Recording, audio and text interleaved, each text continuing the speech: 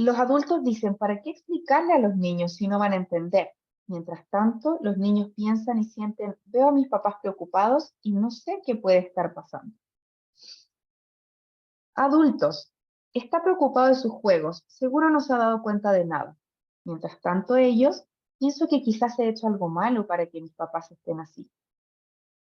Si le contamos, se va a preocupar y se puede deprimir. Mientras tanto, los niños, todo a mi alrededor ha cambiado y no entiendo por qué. Mejor mantener su infancia feliz y disfrazarle lo que está pasando. Total, no ha preguntado nada. Si les pregunto qué pasa, se pueden enojar, entonces no hablo. ¿Ya? Estos son ejemplos entonces de frases muy típicas que escuchamos en los adultos como justificación para no integrar a los niños versus lo que los niños sí nos cuentan o nos relatan también en experiencias de terapia y de acompañamiento. Las dos últimas de los adultos son muy clásicas y hay que creer en el fondo que ante cualquier escenario más triste, los niños inmediatamente se van a deprimir. Ese es un mito súper ampliamente difundido, que es que nuevamente los niños no serán capaces de entender esta realidad y se van a deprimir inmediatamente. Y eso no es así.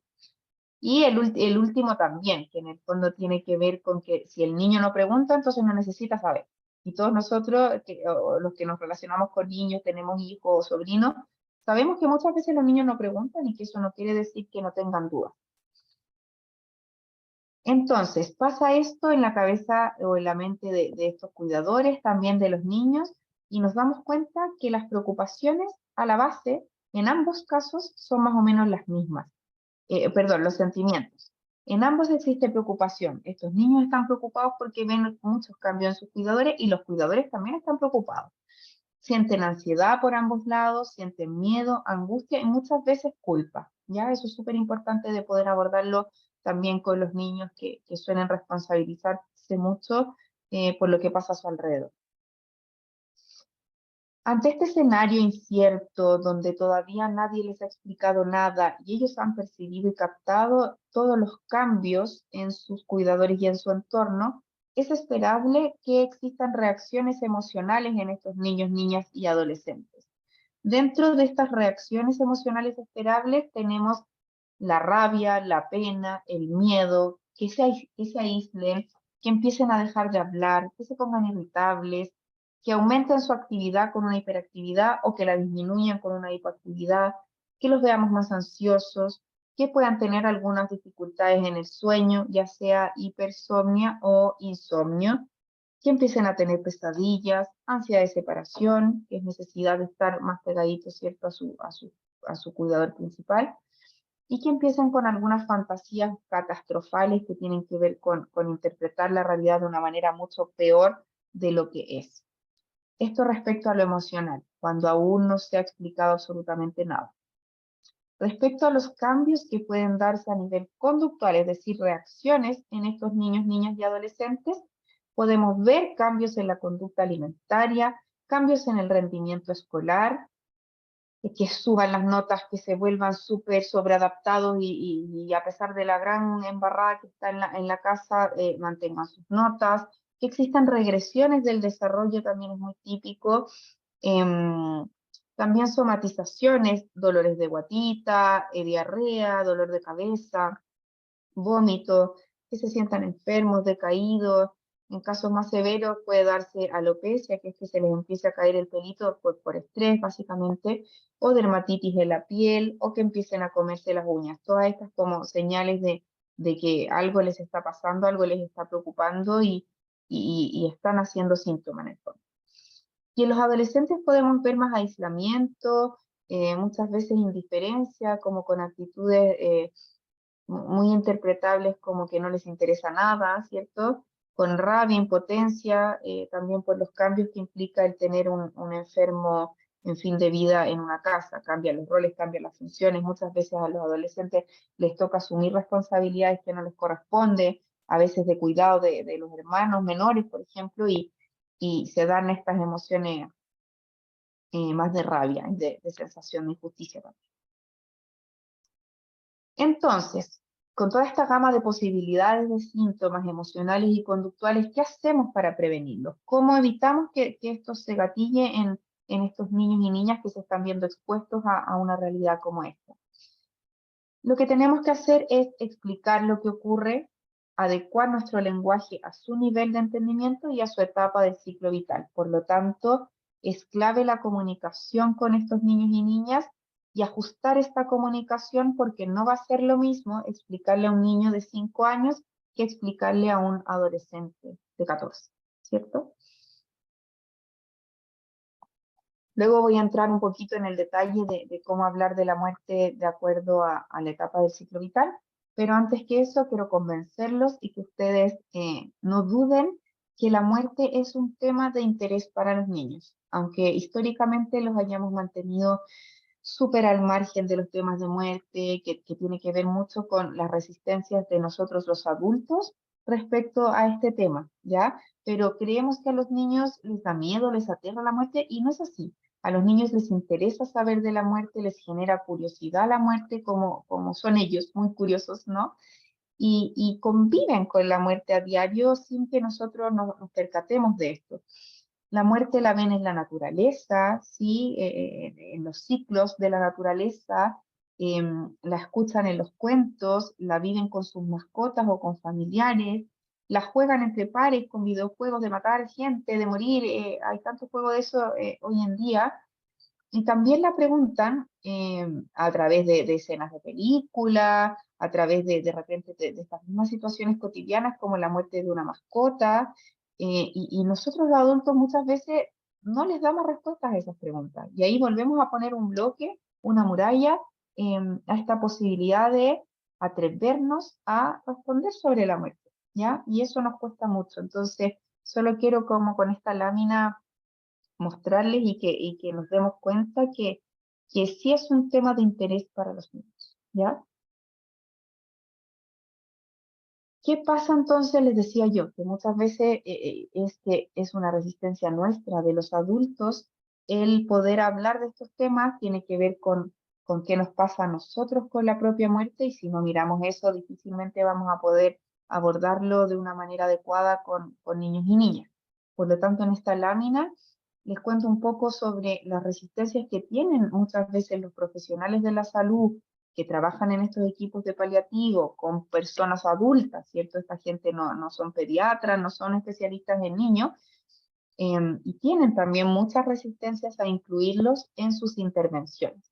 ¿Qué pasa con ellos entonces? Hemos preguntado, hemos analizado un poco este temor que les surge de repente, no sé, ocurre que de repente puede pasar que Lorena, para volver al mismo ejemplo que les puse al inicio, le haya propuesto a un médico de sus papás si podía llevar a los hijos a una consulta para que el médico le ayudara a explicarle a los niños lo que estaba pasando con el abuelo. Y en general, los equipos de adultos se resisten a estas intervenciones. Esto ha ido cambiando con el tiempo. Hemos visto, al menos donde yo trabajo, que es un centro de cáncer, como les decía Mónica, hemos ido avanzando y hay profesionales que incluyen en sus consultas a los hijos de la paciente con cáncer de mama y les explica de qué se trata la enfermedad y todo, pero en general no está esa disponibilidad de que puedan integrar a los niños en las consultas. ¿Qué pasa con ellos entonces? Descubrimos que hay muchos sentimientos de incompetencia en relación a dirigirse a un niño. Estos especialistas, como les decía, son expertos en hablar con adultos, pero les cuesta el tema de dirigirse a los niños. Les genera ansiedad y dificultades el que los niños sean inquietos, que sean distráctiles, tienen muchas dificultades para poner en práctica el bilingüismo, que tiene que ver con lograr bajar el nivel de lenguaje y en el fondo simplificar la información médica al idioma de niños, ¿ya? Eso es una habilidad también que todos nosotros que trabajamos con niños y adolescentes tenemos que practicar y aprender. Tienen también mucho miedo al desborde emocional, siguiendo con esta idea de que los niños son tan frágiles que apenas yo le explique algo se van a poner a llorar, y que el niño va a llorar y no va a parar de llorar, y que qué hago yo con eso, no soy capaz de contenerlo, entonces me da pánico. También ellos funcionan desde la lógica de proteger al niño de estas interacciones difíciles, de conversaciones difíciles, como le voy a decir que la mamá se va a morir, que el abuelo se va a morir, no, imposible. Y existe esta tendencia también a victimizar o subestimar, perdón, los recursos emocionales de los niños. Esta creencia que les venía hablando de que los niños no tienen estas herramientas, supuestamente. Entonces se hace más difícil que podamos integrar en familia a los niños si ni siquiera nuestros médicos y equipos de salud nos ayudan con esta tarea. Eso. Ahora quiero hablar de aspectos que tenemos que considerar cuando queremos empezar a hablar de los niños, con los niños acerca de la enfermedad y de los procesos que se pueden ir complicando ante un diagnóstico oncológico. Ante cualquier conversación con los niños, debemos atender a 3 aspectos fundamentales: aspectos formales, aspectos emocionales y aspectos de contenido, ¿ya? Los aspectos formales aplican para todo tipo de información que yo quiera hablar con un niño que sea importante, que yo necesito captar su atención, que necesito generar conexión emocional, etc. Y allí yo tengo que cuidar el lugar donde voy a hablar, ¿sí? Es un lugar que es tranquilo, es un lugar que se ve acogedor, es un lugar que le genera tranquilidad al niño y apertura, etc. Tiempo. El niño o niña tiene que notar que yo tengo tiempo y toda mi disponibilidad para hablar con él en ese momento. Yo no estoy mirando el celular, yo no estoy mirando el reloj, yo no tengo la televisión prendida. Yo estoy ahí en presencia y no sé, el imperativo de conectar con este niño. Y eso se tiene que notar. Y como tengo tiempo, voy a dar espacio para que ellos pregunten. No voy a hacer un discurso o un monólogo y que el niño escuche sin que él pueda hablarme. Yo voy a tratar de generar un diálogo, ¿sí? Y lo otro importante es que no es la conversación, no es una única conversación. Listo, le dije que su abuelo tenía cáncer, fin, se cerró la puerta. Es el inicio de un proceso. Podemos hablar de esto y vamos a seguir conversando a lo largo de este proceso. Tu abuelo tiene esta enfermedad y yo quiero que tú te sientas en la confianza de preguntarme tus dudas, de que vayamos viendo cómo se va dando. Por lo tanto, no es una única conversación para develar una situación, sino que es abrir un proceso de comunicación con estos niños y niñas. Respecto a los aspectos emocionales, yo debo brindar un espacio para la expresión de emociones.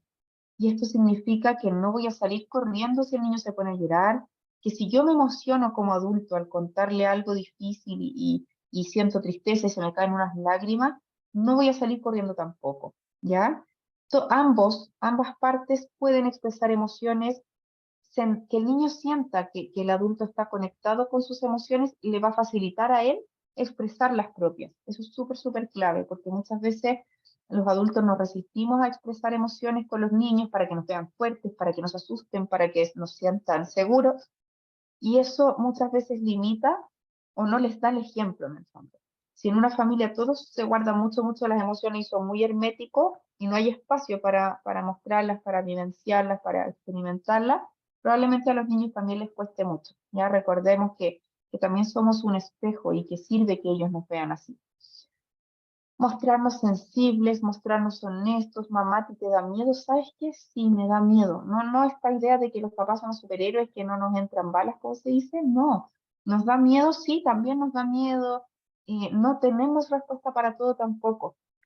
También sentimos los adultos que tenemos que tener respuesta para todo y no pasa nada si tú le dices al niño o niña, ¿sabes qué, mi amor? Eso no lo sé. No lo sé, lo tenemos que preguntar al médico, lo tendremos que preguntar a otra persona, pero yo no tengo la respuesta para eso, ¿ya? Ser sensibles y honestos y idealmente considerar que la persona que va a hablar con este niño o niña, si es que es debe ser una persona de confianza y cercana para el niño. Yo no voy a mandar a la vecina a que le cuente la enfermedad que tiene el abuelo. Tiene que ser su cuidador principal, tiene que ser una persona con la que haya vínculo, ¿ya? Y respecto a los aspectos de contenido, yendo aquí como específicamente a los temas de enfermedad, ya sea propia de un niño o en este caso de un adulto significativo, es importante para bajar ansiedades y prevenir todos esos síntomas que hablamos anteriormente, que el niño sepa y conozca el nombre de la enfermedad, la parte del cuerpo que afecta, cuál va a ser el tratamiento, en qué consiste, cómo se va a tratar esta enfermedad, que el niño también le podamos anticipar ciertos cambios que van a haber. El abuelo va a venir a la casa, va a estar en una cama distinta, su cama de ahora no le sirve, su camita va a ser más parecida a las de la clínica, van a haber algunos elementos en la pieza que a ti te parezcan como de hospital, pero eso es importante para cuidarlo. Van a estar entrando personas, enfermeras, que van a venir a ver cómo él está. Todos esos cambios que se van a ver en la rutina cotidiana yo los tengo que anticipar.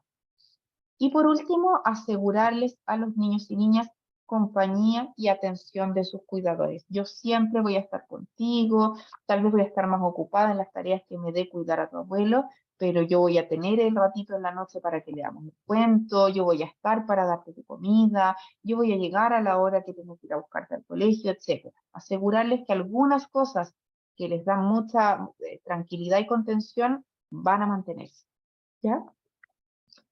Eso como aspectos súper generales, independiente de la edad de cada niño.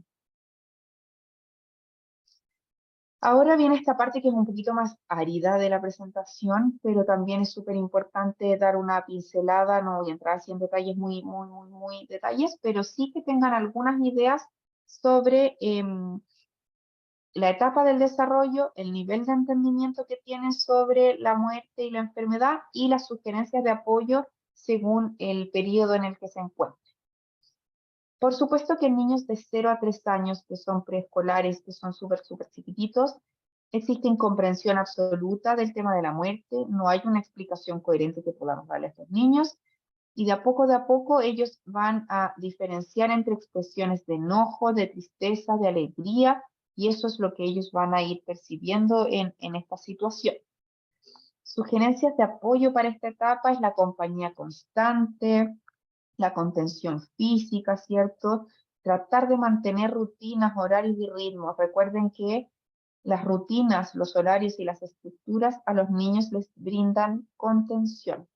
Cuando todas las rutinas se cambian y se alteran, nuestros niños están así súper perdidos en el espacio y de verdad que se alteran mucho. Así que crear espacios contenedores con estos pequeños va a ser lo que va a mantener un poquito en calma y la salud mental en ellos. Ideas de espacios contenedores es que si la mamá no puede estar, se quede el peluche regalón. El objeto transicional es este objeto, ¿cierto?, de apego que tiene el niño con el cual se siente seguro. Yo se lo voy a facilitar o lo voy a dejar al cuidado de alguien muy cercano y tenerlo ahí como súper acompañado y contenido. Pero más allá de una explicación no se va a dar. En niños de 4 a 6 años más o menos empiezan a darse como relaciones de causa y efecto súper inmediatas y estáticas. Acá hay un pensamiento muy egocéntrico en explicaciones que de repente ellos sienten, ellos se dan explicaciones para la realidad que está sucediendo basadas en la contingencia, basadas en el pensamiento mágico. Muchas veces los niños piensan que porque ellos estaban resfriados y le tosieron encima al abuelo, entonces el abuelo por eso tiene cáncer ahora. Esa es una explicación como de causa-efecto. Yo tosí, estaba enfermo de resfrío y ahora mi mamá me dice que el abuelo se va a morir porque tiene cáncer y entonces el niño interpreta que él fue el culpable. Esa es una explicación como de este tipo. Por lo tanto, acá tenemos que entrar a explicar de manera simple y concreta ciertas cosas. Nos puede ayudar mucho el recurso gráfico, el recurso plástico, el dibujo, para expresar y mostrar ideas. Acá sería súper importante ser muy concreto y explicarle al niño que, por ejemplo, el cáncer, o sea, que el resfrío contagia resfrío, pero que el cáncer no es una enfermedad contagiosa.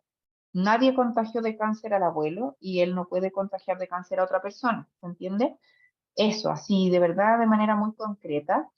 Y facilitar también el espacio para las preguntas, para que pueda también surgir en ellos la expresión de estas ideas medias fantasiosas que pueden tener en relación con esto de la enfermedad. Cuidar mucho acá las metáforas porque hay interpretaciones muy literales, ¿ya? No sé, me acordé ahora del clásico ejemplo que muchas veces la gente para hablar de la muerte, en vez de decir murió, dice que se quedó dormido para siempre. Y eso no es correcto porque la muerte no es quedarse dormido. Entonces los niños en esta etapa lo van a tomar como que dormir es morir. Y eso genera mucha confusión porque todos dormimos y empiezan a haber terrores de repente nocturnos, que no quieren dormir porque dormir era morirse, y si el abuelo se durmió para siempre, entonces yo me duermo, me puedo dormir para siempre. En ese sentido, en esta etapa del desarrollo, las metáforas no nos ayudan mucho, ¿ya?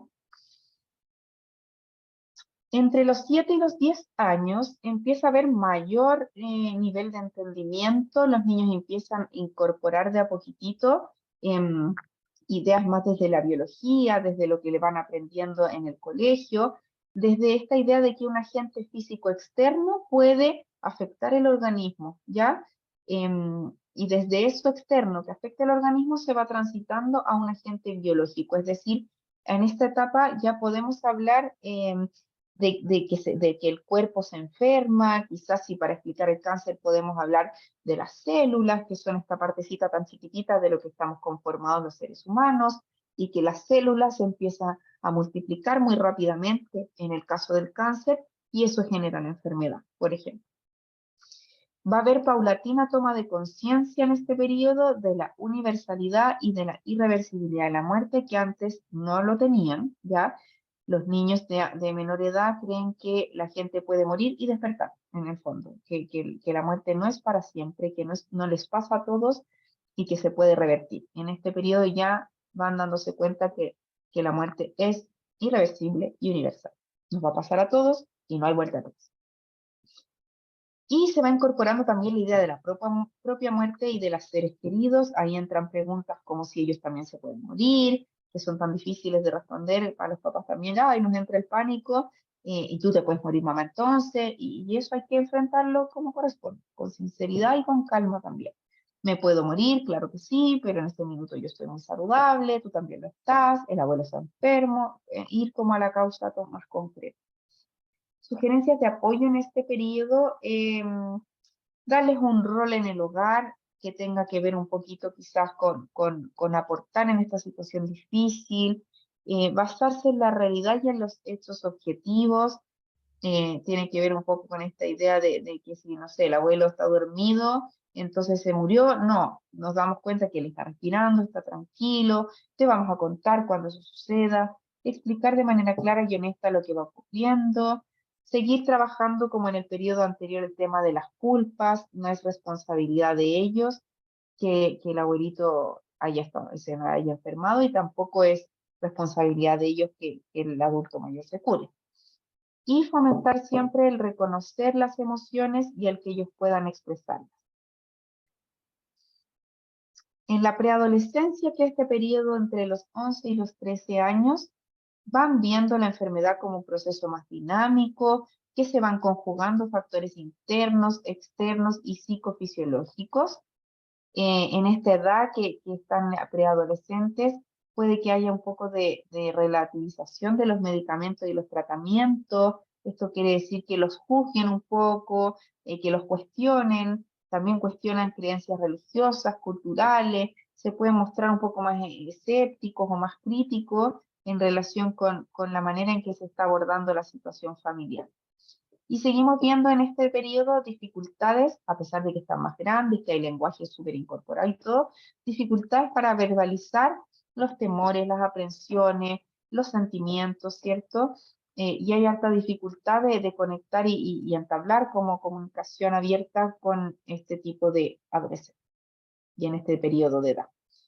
Por lo tanto, las sugerencias de apoyo acá son respetar los ritmos, mostrarse cercanos y accesibles sin hostigar, sin invadir los espacios. El periodo de la adolescencia es bien así difícil porque son muy ambivalentes todavía. Para algunas cosas quieren a la mamá, al papá cerquita, y para otros quieren ser grandes, y cuesta mucho como estar presente y disponible sin invadir el espacio. Ante situaciones de fallecimiento, darles seguridad sobre su propia vida, sobre su reintegro a la rutina, que las cosas van a volver a su curso, pero que se está transitando entonces por un duelo, y apoyar todavía en el reconocimiento y expresión de emociones, que sigue siendo súper difícil. En la adolescencia propiamente tal, la comunicación verbal ha madurado, lo que no implica que haya mayor facilidad para expresar lo que sienten. Empiezan ellos a integrar o expresar consecuencias existenciales de la muerte, siguen un poquito inquisitivos y críticos, hay negación de la propia mortalidad a través de conductas de riesgo, de provocaciones. Sabemos que los adolescentes no están muy preocupados de su propia muerte, ni del peligro, ni de los riesgos, entonces empiezan a cuestionar también eso. Como sugerencias de apoyo, hablarles de manera honesta, realista, proporcionándoles un poco más de información que el periodo anterior, todo esto respecto al diagnóstico, al pronóstico, a los tratamientos, ¿ya? No, nunca como embellecer la situación porque a esta edad ya se dan cuenta mucho de lo que va pasando, se va haciendo más evidente en ellos si hay una progresión de la enfermedad con síntomas claros, etc. Incluirlo si es posible en la toma de decisiones, por ejemplo, respecto del día del fallecimiento o de los días que le siguen, preguntarles si quieren participar de los ritos familiares, de la despedida, si quieren hacer algo antes de que el familiar fallezca, si sienten que tienen algo pendiente, algo que les ayudaría como a cerrar este proceso, de esa manera poder integrarlos en los ritos si es que ellos quieren de despedida y ofrecerles participar de manera más o menos activa de acuerdo a lo que ellos estimen. Y tener harto ojo y atención a los cambios conductuales que puedan venir en este periodo del duelo principal. Eso con las etapas del desarrollo, nivel de entendimiento y algunas sugerencias de apoyo, sin querer profundizar más en esto, pero que tengan ideas de cómo se puede apoyar y qué es lo que van entendiendo e integrando según las etapas. Ahora esto como a modo un poquito resumen acerca de las nociones básicas que debe tener como un niño, niña y adolescente en torno a la muerte, en este proceso en que se va madurando este concepto, son estas 4 cositas. La muerte es universal, todos los seres vivos mueren, ¿ya? De esta manera va a llegar el momento en que los niños y niñas lleguen a esta etapa del desarrollo en el que se dan cuenta, como les decía antes, que esto es universal e irreversible, que es el punto 2. La muerte es permanente y es definitiva, ¿sí? Entonces, mamá, si la abuelita murió, ¿no va a venir a Navidad? No va a venir a Navidad, ¿ya? No va a venir a Navidad y tampoco al cumpleaños del próximo mes. Eso es como ejemplo de respuesta para cuando se va integrando esta realidad. Súper importante el 3. Todas las funciones vitales terminan completamente en el momento de la muerte. Es útil explicar la muerte como eso, como en vez de estas metáforas y ideas más mágicas de irse al cielo, de quedarse dormido, de emprender un viaje, como les decía, las metáforas solo confunden en este periodo.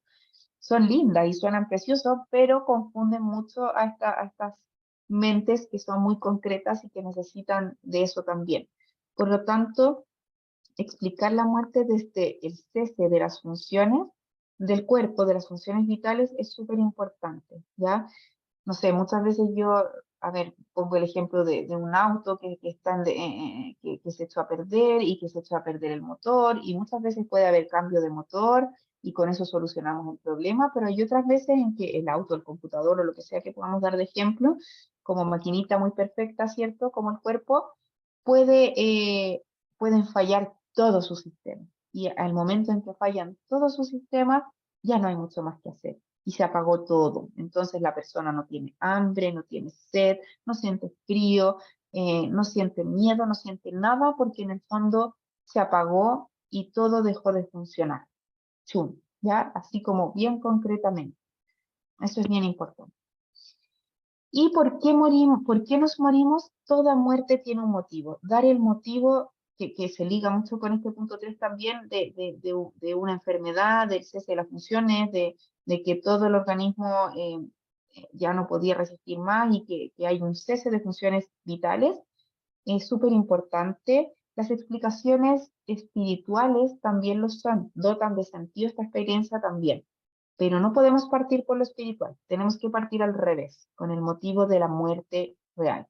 Fue un accidente, entonces el cuerpo no sé qué, o el cáncer siguió complicando otros sistemas, y entonces llegamos a esto, pero toda muerte tiene un motivo concreto, biológico si queremos decirle, y luego pasamos a la explicación como más espiritual desde las creencias de cada uno.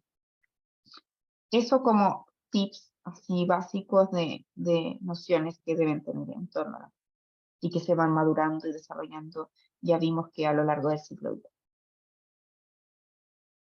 ¿Cómo aportar en este desafío siendo profesionales de la salud, siendo profesionales que trabajamos quizás con equipos de adultos, pero que ya hicimos este recorrido y que ya nos damos cuenta de lo importante que es integrar a los niños? Podemos trabajar desde dos lugares, con la familia y con los niños propiamente tal. Con la familia es importante mostrarles que estos niños son sujetos de derecho, que son sujetos de deberes también y que no podemos omitirlos, ¿ya? Ellos tienen derecho a saber lo que está pasando con su familiar, con su ser querido. Por lo tanto, vamos a contener las ansiedades y los miedos que surjan en estos adultos, les vamos a explicar que los niños no se van a morir, o sea, no se van a morir, que los niños no se van a deprimir inmediatamente, les vamos a explicar por qué es mejor hablar que no hablar, etc. Y eso lo hacemos con psicoeducación. Esto es mucho más particular del rol del psicooncólogo, pero también es parte de la labor de cada uno de nosotros en la función que tengamos, poder mostrar, quizás no con tanta profundidad, pero sí ir mostrando estas ideas. Mostrar a través de la psicoeducación las consecuencias que tiene excluir a los niños, mostrarles en términos muy generales los conceptos de enfermedad y muerte desde el mundo infantil, de qué manera podemos incluir a los niños, niñas y adolescentes en la vivencia familiar de enfermedad, que podamos identificar o mostrar cuál es la red de apoyo, quién nos puede ayudar en esta tarea, hay alguien en la casa que se sienta más preparado, etc. Planificar en conjunto estrategias de autocuidado, ya sea personal y familiar, y visibilizar también los recursos de estas personas, tanto de los niños como de los familiares. Probablemente han vivido otras crisis difíciles en esta familia y han salido adelante. Hay que también mostrarles que ellos son capaces, que ellos pueden y que lo han hecho antes. Eso con la familia. Y con el niño vamos a tratar de relevar su propia vivencia en torno a la enfermedad. Mostrarles en el fondo que es importante lo que ellos van sintiendo, pensando y de qué manera lo vamos a hacer también. Vamos a educar sobre la enfermedad y los tratamientos. Vamos a hacer posible la visibilización de los cambios que puedan ayudar a la adaptación. De qué manera este niño se va a poder adaptar a toda esta cantidad de cambios. Ayudar en la expresión y validación de emociones. Es válido que estés enojado, es válido y necesario que tengas pena. Es importante que nos cuentes tus miedos. Identificar igualmente la red de apoyo, con quienes cuenta este niño y niña para que lo puedan acompañar en el proceso. También planificar nuevas formas de compartir con la persona enferma. Si tu abuelito ya no pasa tanto tiempo despierto, ¿cómo acompañarlo? ¿Cómo estar con él? ¿Cómo sentirlo cerca? Idear algunas actividades, por ejemplo. Y también reconocer los recursos que tiene este chiquitito o chiquitita y los recursos que hay en esta familia. Ahora, cortito, les voy a mostrar un video que es de una mujer, madre de dos niños, de un adolescente y de un niño, que está con un cáncer avanzado de mama, y ella utilizó como recurso para explicarle a sus niños, lo usó con el menor porque con la mayor no existía este libro, utilizó como recurso este libro que escribimos con varios otros profesionales, que habla un poco de cómo integrar a los niños en la vivencia familiar de enfermedad, que ha sido el tema de esta presentación, y es una herramienta muy útil para explicarle todos los cambios que van a venir en el proceso de enfermedad. Ella nos cuenta cómo les fue con este material en el video y quiero que lo escuchen y vamos cerrando con esto. Me hace, Moni, que te veo a ti en la cámara con el dedito para arriba si es que está bien el audio, ¿ya? Hola, soy Francisca, tengo 32 años, estoy diagnosticada con cáncer etapa 4 desde el 2015 y él es Agustín, mi hijo de 9 años. Que es importante no tener tanto miedo, pero igual es normal como que tengan miedo. Que los niños las mamás le informan más, por ejemplo, si van al doctor, Yo creo que ellos van a ser más, van a sentirse más tranquilos por esos niños informados de nosotros. Y no había mucha información, por más que buscábamos no encontrábamos un material que nos pudiera ayudar a manejar estos temas. Cuando llenamos el libro de la abuelita Clara, se abrió esa instancia de conversar. Sentí que Agustín quedó como con más preguntas y a la vez quedó como con la sensación de que esto pasaba más habitualmente de lo que él pensaba. Agustín fantaseó mucho más de lo que la realidad era. Entonces el libro vino a calmar esos temores que él tenía. Porque los niños, uno se puede enterar por otras personas y pueden pensar que es malo y la palabra cáncer significa muerte al tiro. Eso es lo que le pasa a todos los humanos porque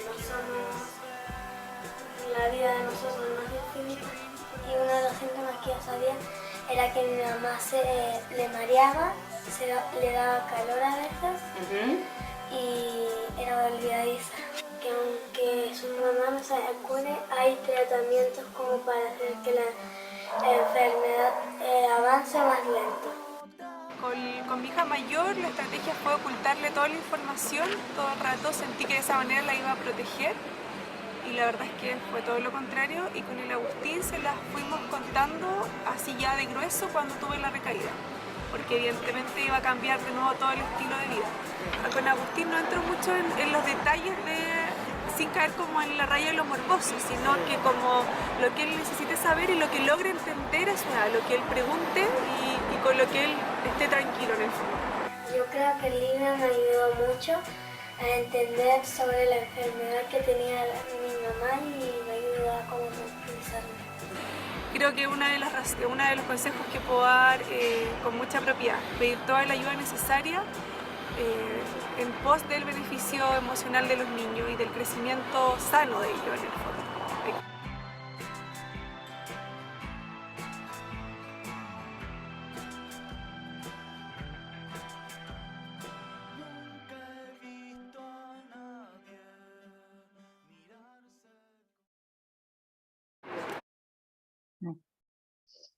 Ya, entonces, bueno, a partir de este video, que en el fondo nos muestra, el libro, insisto, es una herramienta como cualquier otra que puede ayudar a abrir el proceso de comunicación, de diálogo, respecto de esta situación familiar compleja.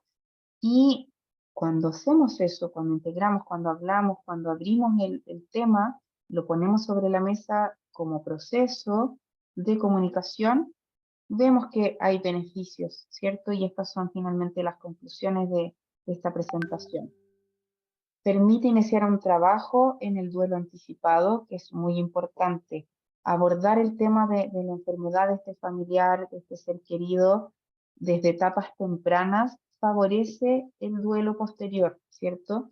Si a un niño le ocultamos absolutamente todo el proceso y recién le hablamos cuando el familiar se murió, difícilmente va a haber podido, o sea, en el fondo le quitamos la posibilidad de haber ido procesando de a poquitito todo lo que estaba pasando. Y venimos de golpe con la noticia de que murió. Ahí queda súper evidente que en el fondo todos estos procesos oncológicos que son un poquito más largos, que al final nos regalan tiempo con el ser querido, eso también nos ayuda a los que seguimos vivos, ¿cierto? En el fondo a prepararnos para que la muerte finalmente sea un cierre que tiene coherencia con todo el proceso que hemos ido acompañando. Entonces, la comunicación finalmente resulta una herramienta protectora para evitar la patologización del duelo posterior. Con esta herramienta, simplemente de hablar, integrar y generar un proceso de comunicación, protegemos a que el duelo se complique. Los usuarios de este material o la gente que abre la comunicación en estos procesos reportan mayor sensación de control, menos sensación de aislamiento, menos ansiedades y menos fantasías en torno a la vivencia familiar. Y se va viendo también un progreso gradual en cuanto a la comprensión de la situación. De a poquito los niños van comprendiendo de mejor manera lo que está pasando. Y bueno, esto es X y tiene que ver más con el libro, pero que responde también al objetivo principal de los cuidados paliativos que apunta también a cuidar la calidad de vida del paciente, pero también del resto, del entorno. Sabemos que estas enfermedades afectan a todas las áreas. Por lo tanto, y para ir cerrando, quiero que se queden con esta frase, que es de un pediatra paliativista argentino que se llama Alejandro Nestral, y que dice: dejar fuera de los niños el tema de la muerte es dejar fuera un pedazo de vida.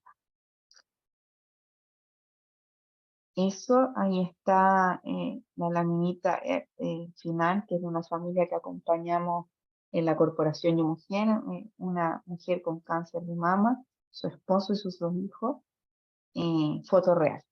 Y mi correo por si tienen dudas, quieren preguntarme algo más, y ahora el espacio para las preguntas y diálogo. Voy a dejar de compartir pantalla para verlos, si es que alguno tiene la cámara activa.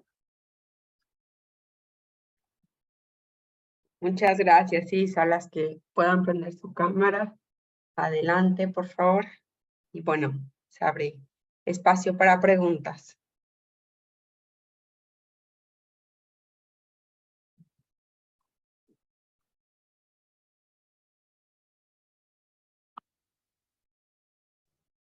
Hola, pues realmente no tengo una pregunta, todo me quedó súper claro.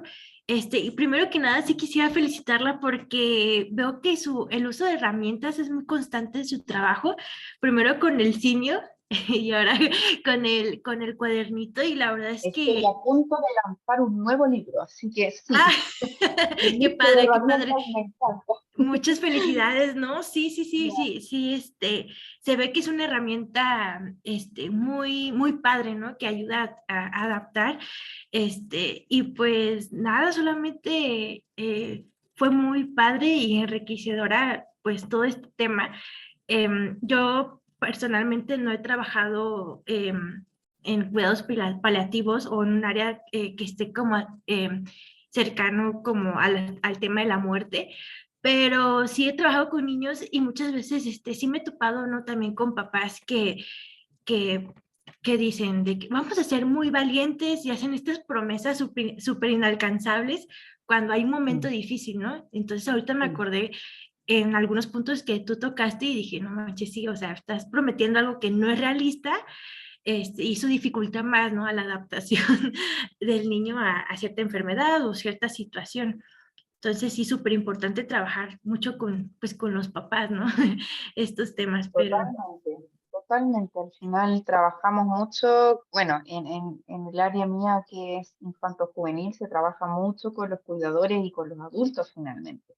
Y efectivamente, como tú dices, que lo digo también en otras presentaciones, privar a los niños como de situaciones de sufrimiento, lo único que hace es, en el fondo, como también privarlos de que ellos vayan aprendiendo y utilizando herramientas para saber que de las situaciones difíciles y tristes se sobrepone todo el mundo.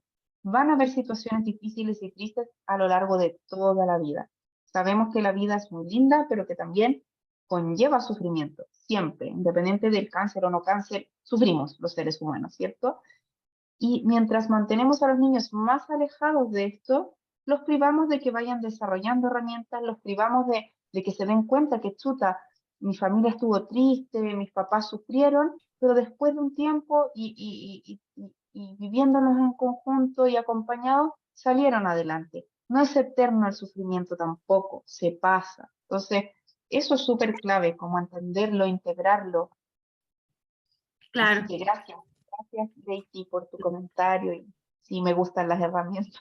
Sí, no, está súper padre, súper. Yo, la verdad, yo casi cuando laboraba no utilizaba herramientas, pero ahorita que lo veo con usted digo, wow, voy a tener que empezar a adaptar ciertas cosas para en un futuro empezarlo a aplicar. Sí, Hay libros gracias. bien lindos del trabajo con la muerte, pues, para los niños, ¿no? Sí, Que bien, hizo Isa en conjunto con otras personas es divino, y hay otros también, ¿no? sí, hay mucho Podemos material súper encontrar. bonito. Sí, Como ahora me acordé, Isa, un poquito para compartir una paciente que una vez me contaba de su hija, tiene 2 hijas, que tenían un hámster, un ratoncito, ¿no? Y que se murió ajá, el hámster, pero me decía, pero fíjate la suerte que tuve, que justo a mi hija al día siguiente se le cayó un diente. Así que desaparecía el ratón diciendo que el ratón de los dientes se lo había llevado como ayudante y le dejó una notita. Entonces, no fue capaz de decirle tu ratón se murió, sino Claro. fingió un día entero, ocultó la verdad y luego maravillosamente a la niña se le cayó el diente y bueno, le ocultó todo el sufrimiento. Mira, tuvo suerte. Me resultó la coartada perfecta. Claro, pero al final es esto, ¿no? Cómo en verdad los adultos eh, tienen esta idea Evitamos. de evitemos el sufrimiento en lugar de darles herramientas de decir, bueno, pasó, duele, Pasó, pero se puede digamos, seguir. existe y duele y está bien que duela. Y ahí, bueno, pues al tiro, con las mascotas yo creo que son excelente ejemplo para acercarlos a todo lo que uno puede hacer con la pena, con un rito, ¿cierto? De lo que queramos hacer como familia y nos despedimos porque esa vida fue importante y cerramos y toda la cosa. De verdad que son instancias que al final van a ayudar en el futuro más que entorpecer. Mm, gracias. ¿Alguna otra pregunta?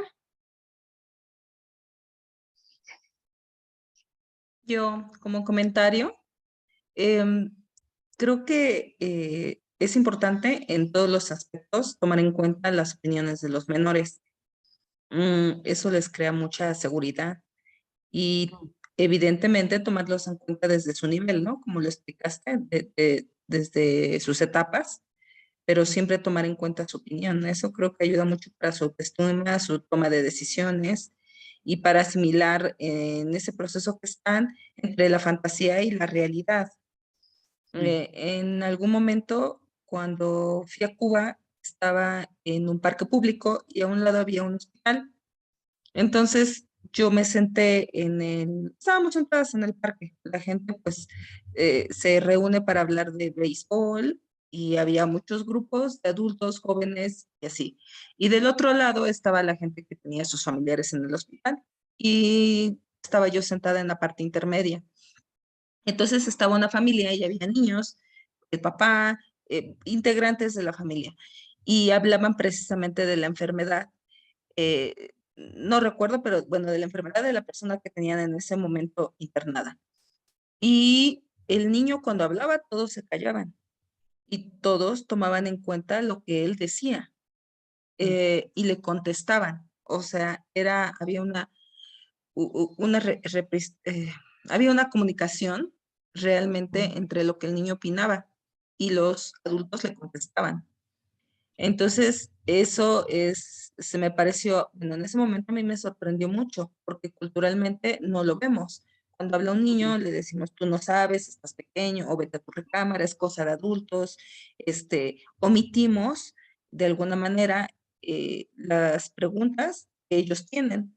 Entonces, en ese momento sí me sorprendió bastante de cómo un niño en ese momento, como de 7 años, y había otro de 6 y un adolescente como de 10 y otros adultos hablaban de la enfermedad, pero cuando hablaban todos se callaban y los escuchaban y les contestaban.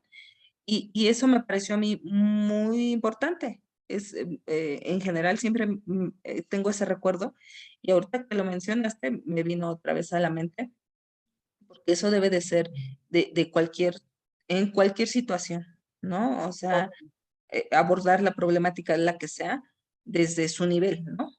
Pero siempre tomar en cuenta su opinión. De todas maneras, tu escena me recuerda que, claro, que en algunos escenarios es importante como que haya horizontalidad. Está bien que los adultos, los niños, ¿cierto? Siempre funcionamos desde cierta verticalidad en el sentido de los roles que cumplimos como adultos con los niños, pero en estas situaciones sí que es útil que las relaciones sean más horizontales, ¿cierto? Que así como es importante escuchar al adulto, demos el espacio y el respeto que merece un niño o niña a sumarse a una conversación, en este caso sobre la enfermedad, y prestarle toda la atención del mundo que se merece. Y en el fondo es súper clásico el ejemplo que tú diste. No, tú no hables, no, ¿qué vas a opinar si no tienes idea? Etcétera. Como salir un poco de ahí y decir, chuta, Los niños son niños, pero tienen mucho que opinar, mucho que preguntar, mucho que decir, mucho que entender, y tenemos que darles ese espacio también. Así que súper buen ejemplo también para que, para que todos los que en el fondo compartimos con niños y niñas, de repente caemos mucho en la verticalidad, y qué importante dar ese espacio de que ellos se sientan iguales al final, con la misma capacidad y las mismas ganas de poder opinar y hablar, y que sean considerados así. Gracias. también. Gracias a ti. Gracias, Isa. ¿Alguien más? ¿Alguna otra pregunta? Yo tengo una pregunta. Bueno, Dale. estaba tratando de formularla, pero luego me preguntan qué tan conveniente es que los niños, por ejemplo, se despidan de un familiar que está en lecho de muerte, ¿no? Por ejemplo, un abuelito ya con cáncer que ya está en sus últimos días, o papás, ¿no? Incluso. Y también me han preguntado, ¿no? ¿Qué tan conveniente es que asistan o no al funeral, ¿no? O sea, como en esta parte que decíamos, digo, claro que es importante hacerlos parte de pues irles explicando, ¿no? Que la muerte es algo natural de los seres humanos, pero también ahí me surge la duda, ¿qué pasa si un niño dice que no quiere? Ahí sería respetar entonces. Exacto, Cristina. Ahí diste con la respuesta, porque no hay una fórmula, no hay una receta que sea como útil para todo el mundo, que aquí lo clave es preguntarle a ese niño qué es lo que quiere, con qué se quedaría tranquilo. ¿Tú quieres ir a ver a tu abuelo en el lecho de muerte? ¿Tú prefieres quedarte con la imagen que viste la última vez en casa? ¿Te quieres acercar? ¿No te quieres acercar? ¿Quieres ir al funeral o no quieres ir? Eso es súper importante, y también, bueno, cada mamá, papá, cuidador conoce a los niños también, y nosotros sabemos de sus sensibilidades, podemos tener alguna noción de qué va a querer nuestro niño o niña, ¿ya? A no ser que estemos muy bloqueados y no cachemos nada, pero en el fondo es importante preguntar qué es lo que ellos quieren y no forzar absolutamente ninguna situación. Y puede ser también que ocurra que nos digan, ya quiero ir al funeral, y que una vez estando allá estén súper incómodos y se quieran ir. De ahí tenemos que ser capaces de acompañar en todo lo que surja, ¿sí? O ya quiero verlo, despedirlo, y lo ven y se sienten súper afectados, bueno, ahí yo contengo. Ya es en el fondo lo que ellos quieran, pero siempre acompañados. Eso es súper importante, que si yo voy a llevar al niño o niña al funeral, yo o otro adulto importante y significativo pueda acompañarlo todo el tiempo, porque van a haber ambivalencias. Quiero ir, no quiero ir, quiero estar, pero me quiero ir. Eso es súper normal, y a veces nos pasa hasta a los adultos en situaciones de este tipo que generan mucha emoción y son difíciles, pero en el fondo no hay una respuesta única, y tiene que ver con muchos factores, con cómo ha sido integrado este niño en el proceso. O sea, de repente si el niño no tenía idea de la enfermedad y pum, se murió, y es raro que ese niño quiera ir al funeral, por ejemplo, a lo mejor, pero si llevaba un proceso de acompañamiento y tenía claro que esto iba a pasar, entonces quiere continuar y ir, bien. Hay que preguntar e indagar como varios factores ahí para dar una respuesta, pero la clave está en donde ellos se sientan tranquilos y no forzar ninguna situación tampoco. Recuerdo, Tania, darte la palabra, recuerdo una vez, no me acuerdo bien cómo era la situación, pero sí que acompañamos a un niño a despedirse, ¿no? Yo más bien del lado, no del lado, pero bueno, era mi paciente el adulto más que el niño, y surgió esta pregunta que decía Cris, ¿no? Que si entra, que no entra.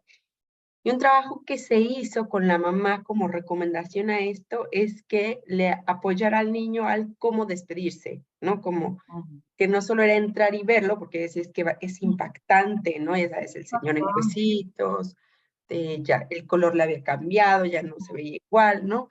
Y recuerdo que en esa ocasión decir, bueno, ¿qué crees que le gustaría al papá? Era el papá de la mamá. Y bueno, que lo recordara de esta forma. Entonces el trabajo que se hizo ahí es como que el niño, perdón, era cuando entrara a ver al abuelo, pudiera decirle adiós, pero también le dijera como algún momento en que haya disfrutado con él cuando él estaba sano, digamos, ¿no? Cuando estaba bien. De forma que funcionó porque el niño veía esta imagen, pero también no solo fue como mi último quiero, se queda con esta imagen física, sino en su mente también con este recuerdo que tuvimos y la imagen del abuelo ya más compuesto, pues como estaba antes. No sé si sea lo óptimo, pero recuerdo que la mamá le hizo sentido. Sí, muchas veces también volviendo al recurso gráfico, a lo artístico, y a veces prefieren dibujar un momento bonito que tuvieron con el abuelo, con quien sea, con este familiar, y dibujarlo, llevarlo, o que se lo entrega a la mamá, o si fuera una cartita, o sea, hay infinitas formas, y claro, es una buena pregunta, ¿cómo tú te quieres despedir? ¿Qué te gustaría hacer para despedirte? Los grandes vamos y participamos de este rito del funeral, nos despedimos ahí, pero los niños pueden hacer otras cosas. Pueden escribir una carta, podemos, no sé, puedes ir después al cementerio conmigo otro día donde haya menos gente, en algo menos masivo, más tranquilo, podemos llevarle a la persona en su comida favorita, no tengo idea, en verdad inventar algo que le haga sentido y no necesariamente va a ser lo mismo que le haga sentido a los adultos. Gracias, Susan. ¿Tania?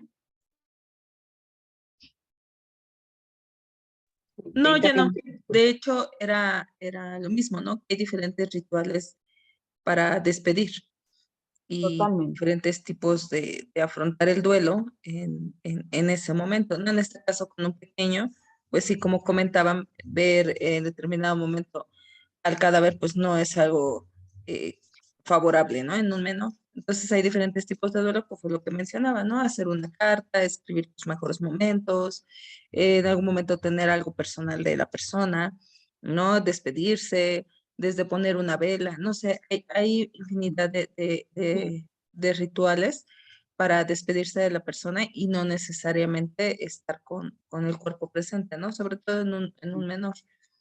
Pero bueno, ese era solo mi comentario. Claro. Buenísimo. Creo que Yo, ya yo no hay... tengo, Ah, dale. perdón, yo tengo un comentario. Es que ahorita que decíamos de los materiales y la creatividad, a mí me sorprendió mucho que a una pacientita que bueno, falleció su abuelito, le hicieron un osito de peluche con una playera del abuelo. Entonces, Mm, el osito tenía hasta el cuellito, el botoncito de la playera del abuelo y se me hizo así súper hermoso el detalle que le mandó a hacer una de sus tías. Y pues era como este objeto de transición, ¿no? Cada vez que extrañara al abuelo, podía abrazar al osito, ¿no? Entonces, hablando de esos materiales que decía Gracie, a mí se me hizo bien está bonito. bueno, está súper lindo.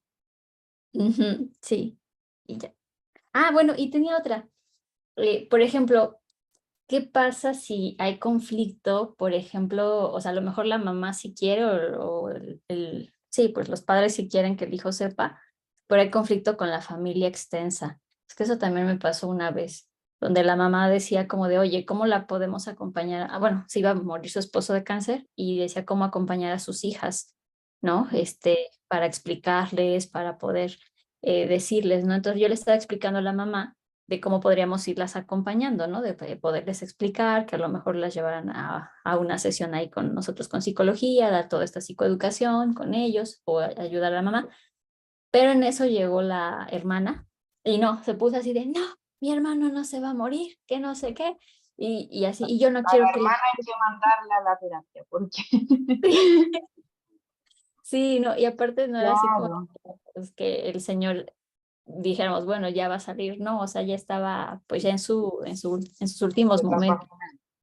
Bueno, ahí Sí, yo creo que, claro, la recomendación es apoyar o sea, que a- estos papás tomen la decisión y la familia mala suerte, no sé, cómo tratar de mantenerlos más al margen. Y bueno, si es necesario, ¿no? se puede, uno también puede hacer sesiones con el entorno cercano. Y yo lo he hecho, bueno, en la corporación vuelvo a eso. Tenemos de repente talleres para la red de apoyo, efectivamente para eso, precisamente para mostrarles de qué manera pueden apoyar al familiar enfermo de manera efectiva, porque muchas veces la gente cree que está ayudando y está atornillando para el otro lado, como se dice aquí en Chile, está como haciendo todo lo contrario. Así que no es menor como de repente si hay un familiar, pero no te digo que vamos a traer a toda la familia, pero sí se puede de repente, ¿sabes qué? Acá el problema está siendo tu hermana, ¿por qué no la traes? Y conversamos con ella y al final es psicoeducación, si la gente por desconocimiento tiene temor de que se hagan ciertas cosas, pero al final si tú le explicas y es como hacerle esta clase a la persona. Al final no es raro integrar a familiares que se ponen así muy conflictivos respecto a una decisión. Sí, sí es lo que pensé. Dije, ay, creo que ella es la que necesita primero la terapia, porque sí se puso así toda. Y Claro. el señor y sus signos vitales, cuando yo estaba hablando con la señora y explicándole de que pues podemos hablar con las niñas y todo, el señor así súper tranquilo. Nada más entró la hermana y empezó a decir que no, y sus signos se empezaron a alterar. Y entonces dije, Terrible, uy, imagínate. Sí, mm, pero sí, bueno, era eso, ya, nada más. Gracias. está bien. Súper. Gracias, Cris, por compartir. ¿Alguien más? ¿Algún otro comentario, pregunta? No. Ya, buenísimo. Igual si después surge, me la pueden hacer llegar y con gusto se la hago llegar a Isa. Si de momento, Isa, tienes algún material como en cuenta de lo que dijo Gracie sobre tus útiles materiales con los que cuentas, si tienes algún material que nos pudieras compartir, súper bienvenido. Sí, de todas maneras. No está lanzado el nuevo, así que no te puedo compartir nada, porque tenemos para por ahí por junio, mediados de junio el lanzamiento, pero apenas esté eso, te lo puedo compartir. ¡Qué maravilla! ¿Sobre la misma temática? Este es específico de cáncer de mama, pero es como un cuento infantil de un niño que narra la historia de que su mamá se enfermó de cáncer de mama y explica la enfermedad, el proceso, los cambios a nivel familiar. Está súper, súper lindo y tiene como también material didáctico, unas cartitas para compartir en familia, aspectos emocionales. Quedó así bacán, bacán, bacán. Así Qué que ahí se linda. los vamos a estar. Ese va a estar en librerías y va a estar incluso con posibilidad de venta para afuera. Así que súper bueno. Pero no va a estar en versión digital, yo creo que por lo menos el primer año. Pero sí con posibilidad de comprar y enviar hacia afuera. Así Maravilloso. que ahí te estaré contando. Te puedo Bueno, invitar al lanzamiento, Mónica, pero está un poco lejos. estoy lejos, ya ni modo. Qué gusto. Súper. Muchas gracias, Isa. Muchas gracias por Gracias a todos. tu generosidad en el conocimiento, como siempre. Así que Feliz a compartir. un Gracias a gusto ti. tenerte acá. De nada. Igualmente. Cuídense todas. Bien. Muchas gracias. Gracias, Isa. Que Gracias. descansen todas. Chao, Gracias. chao. De Bye. nada. Bye, bye. Gracias.